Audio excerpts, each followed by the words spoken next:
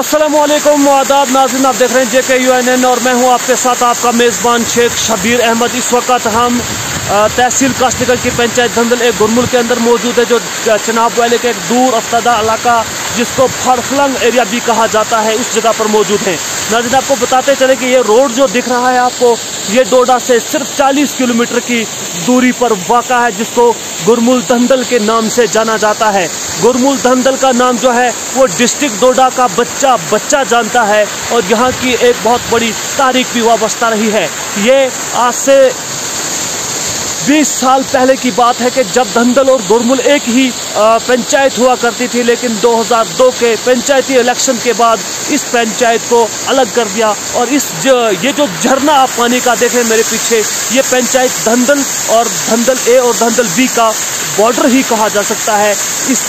इस झरने के पार अगर बात की जाए तो गुरमुल कहलाया जाता है, और अगर इस झरने के इस साइड की बात की जाए तो ये धंधल का एरिया कहा जाता है। ये पंचायत धंधल बी है, और इस साइड की अगर बात की जाए तो ये धंधल ए गुरमुल की एक बहुत बड़ा एरिया है। आपको मैं बताता चलूं कि इस जगह पर ये रोड जो है 2 साल पहले ही निकाला गया है, लेकिन ताज्जुब की बात यह है कि इस एरिया को जिस तरीके से नज़रअंदाज किया गया है, कहा जा सकता है इस इलाके के लिए, खास करके चिनाब वैली का ये सराज बेल्ट जो है, ये सराज बेल्ट की अगर मैं बात करूं, एक बहुत बड़ा इम्पोर्टेंट पॉइंट मुझे इस बात पर याद आया। सराज बेल्ट, जिसको रामबन गांधी से लेकर के देसा तक इस सराज बेल्ट जो है, ये सराज बेल्ट के नाम से जाना जाता है। मैं आपको बताता चलूं कि सारी सराज बेल्ट जो थी ये रामबन कॉन्स्टिट्यूंसी के साथ जुड़ी हुई थी।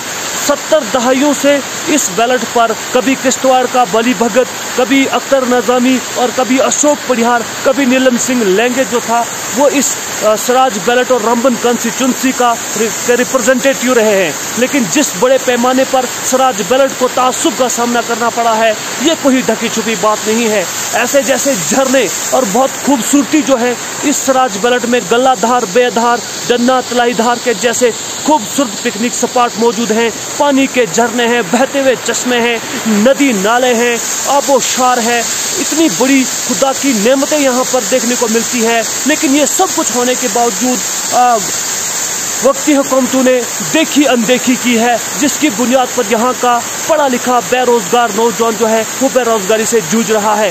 अगर ये आबोशार, ये पानी के झरने, ये पानी के वाटरफॉल जो हैं, ये कश्मीर वैली में होते या भद्रवा में होते या हिंदुस्तान के भारत की किसी और रियासत में होते, तो इनको बहुत बड़े बड़े टीवी चैनल्स पर दिखाया जाता और पूरे भारत की बैरूनी रियासत के सियाहों को उस तरफ रागिब किया जाता। लेकिन ये सबसे बड़ी बदकिस्मती की बात यह है कि पहली बात यह है कि हम जम्मू कश्मीर में रह रहे हैं, बदकिस्मती की बात यह है। दूसरी बदकिस्मती की बात यह है कि हमारे रिप्रेजेंटेटिव, हमारे वो रहनुमा, हमारे वो रहबर जिनको हम अपना वोट देकर अपना रहनुमा और रहबर तैनात करते हैं, उनको हम असेंबलियों में भेजते हैं, उनको हम अपनी रहनुमाई करने के लिए, अपनी आवाज़ को सेंटर में पहुंचाने के लिए, पार्लियामेंट में पहुंचाने के लिए जो वोट हमें उन्हें देते हैं, फिर वो अपने बैंक बैलेंस भरते हैं, अपने बच्चों के बारे में सोचते हैं, अपने बच्चों का मुस्तकबिल को कैम्ब्रिज में पढ़ाने के लिए भेजते हैं, इंग्लैंड और ऑस्ट्रेलिया में पढ़ाने के लिए भेजते हैं,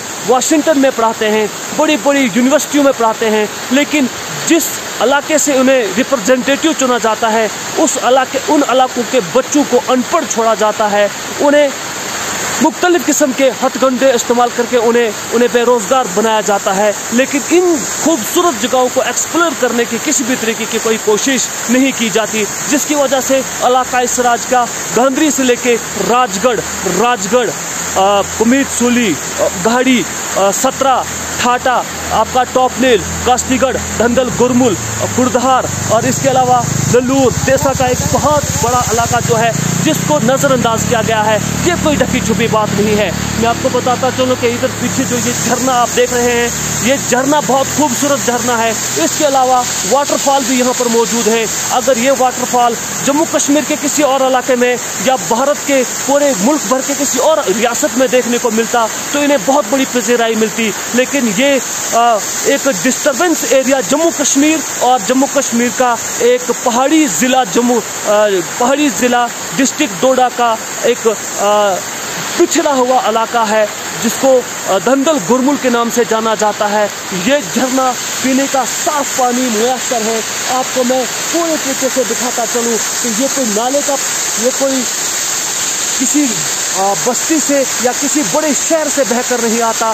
ये चश्मे हैं, ये झरने हैं, ये नदी नाले हैं, ये पहाड़ों से निकलकर ये पानी जो है ये नदियों में जाता है और फिर ये दरियाओं में जाता है, फिर ये बड़े बड़े शहरों की रौनक बनता है। लेकिन जहाँ से ये चश्मे निकलते हैं उन इलाकों को किस तरह से नाइंसाफियों का सामना करना पड़ता है, ये सोचने की बात है। इस वीडियो का शेयर करना मकसद सिर्फ यही है कि आप जब भी अपने रहबरों को यहाँ से चुन करके पार्लियामेंट में भेजते हो तो आप बताइए कि आपके लिए उन रहनुमाओं ने क्या क्या गुल खिलाए हैं। ये एक सोचने वाली बात है। आप लोगों को भी मैं सोचने पर मजबूर करूंगा। इसलिए हम बार बार ये बात कहते हैं कि हमने मुद्दत से ही हम हक गोही के मुजरिम हैं हुजूर। हम पर यह इल्ज़ाम बड़ी देर के बाद आया है। मैं आपको फिर से बताऊं कि हमने बार बार हर जगह पर यह बात आपको कहने की कोशिश की है, समझाने की कोशिश की है कि मैं अपनी और अपनी कौम की इससे गुलामी की इससे बेहतर मिसाल और क्या दूं कि अब ताज उछाले जा रहे हैं, अब तक गिराए जा रहे हैं। वो दिन अब दूर नहीं जब हम अहले सफ़ा मरदूद हरम मस्तक पर बिठाए जाएंगे। फिर हम भी लोगों, फिर तुम भी लोगों ये तराना मिलकर गाएंगे कि जर्नल जी उठो अब कूच करो, हम तो आज़ाद हैं, हम तो आज़ाद हैं। डंडे हमसे दूर करो, हम तो आज़ाद हैं, हम तो आज़ाद हैं। अपनी राय का इजहार कमेंट बॉक्स में करना नहीं भूलिए, हरगिज़ नहीं भूलिए। जो भी आपकी राय होगी वो हमारे लिए मुफीद होगी। तब तक के लिए अपने मेज़बान शेख शबीर को दीजिए इजाज़त। वस्सलाम।